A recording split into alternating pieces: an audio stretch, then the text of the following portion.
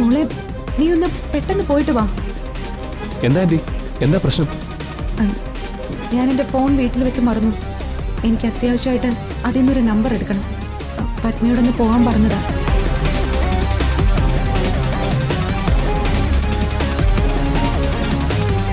ചടങ്ങിന് സമയമായല്ലോ.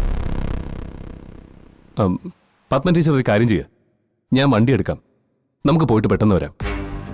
വേണ്ട, ഞാനൊരു ഓട്ടോ പിടിച്ചു പൊക്കോളാം. അതെന്തിനാ മോളെ? കാറിലാകുമ്പോ പെട്ടെന്ന് പോയിട്ട് തിരിച്ചു വരാമല്ലോ.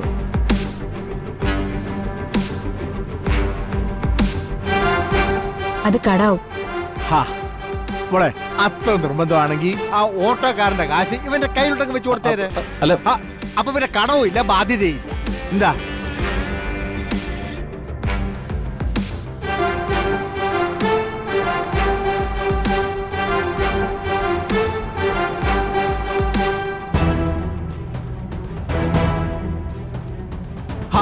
നീ എന്താ നോക്കി നിൽക്കുന്നേ?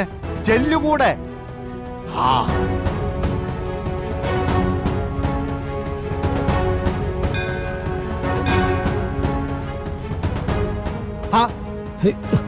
മോനെ, നീ ഇവിടെ ഉണ്ടായിരുന്ന? നീ അമ്പലത്തിലേക്കായിട്ട് വന്നതാണോ? അല്ലേ? എന്നെ ഹരിസാറ് വിളിച്ചു. ഞാനും ഹരിസാറും കൂടി സംസാരിച്ചിരുന്നു. ഞാനിപ്പോ വരാവേ. അല്ല മോനെ, അതെ, ഒരു കാര്യം പറയട്ടെ മോനെ. ഒരു പ്രധാനപ്പെട്ട കാര്യം പറയാനുണ്ട്. എന്താ?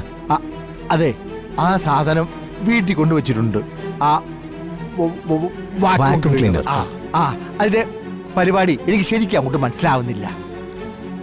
അതെല്ലാം വിശദീകരിച്ച് ഞാൻ പറഞ്ഞാണല്ലോ.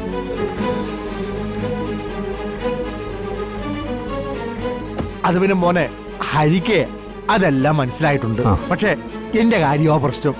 ഒരുപാട് സ്വിച്ചുകളുണ്ടല്ലോ പിതുക്കാൻ. ഏതൊക്കെയാണെന്ന് എനിക്ക് പിടികിട്ടുന്നില്ല. നീ ഒരു കാര്യം ചെയ്യും, സൗകര്യം പോലെ വന്ന് എന്നെ ഒന്ന് പഠിപ്പിച്ചതാ. ഹരിയോട് ചോദിച്ചാലും പറഞ്ഞു തരും. പക്ഷെ കൂടെ കൂടെ ചോദിച്ചാ അവന് ദേഷ്യം വരും. അതാ പ്രശ്നം. ഓഹോ, അത് കുഴപ്പമില്ല. ഞാൻ വരാം, സൗകര്യമായിട്ട് വരാം. അത് പിന്നെ മോനെ, മോന് ഭക്ഷണം കഴിച്ചിട്ടല്ലേ പോവും? അതെ, ഇന്ന് ഞങ്ങളുടെ അന്നദാനവാ. ആണല്ലേ? അതെ, പിന്നെ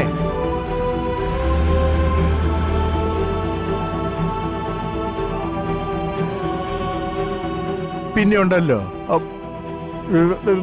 എന്താണെന്ന് മറന്നുപോയി. ഒന്നുമില്ല. ശരി, എന്നാ നീ പോയിക്കോ. പോണില്ലേ? അമ്മേ, ഇപ്പൊ ഇവിടുന്ന് പോയ പെൺകുട്ടിയാണോ പത്മ? അതെ. അവരെവിടെയാ പോയെ? എന്തോ അത്യാവശ്യം ഉണ്ടെന്നും പറഞ്ഞ് പെട്ടെന്ന് പോയി. അമ്മേ, ഞാൻ കാണണമെന്ന് പറഞ്ഞത് അമ്മ പറഞ്ഞോ? അവർക്ക് അവരുടെ ആവശ്യങ്ങളല്ലേ പ്രധാനം. അവരെപ്പോ വരും? ഉടനെ വരുമായിരിക്കും.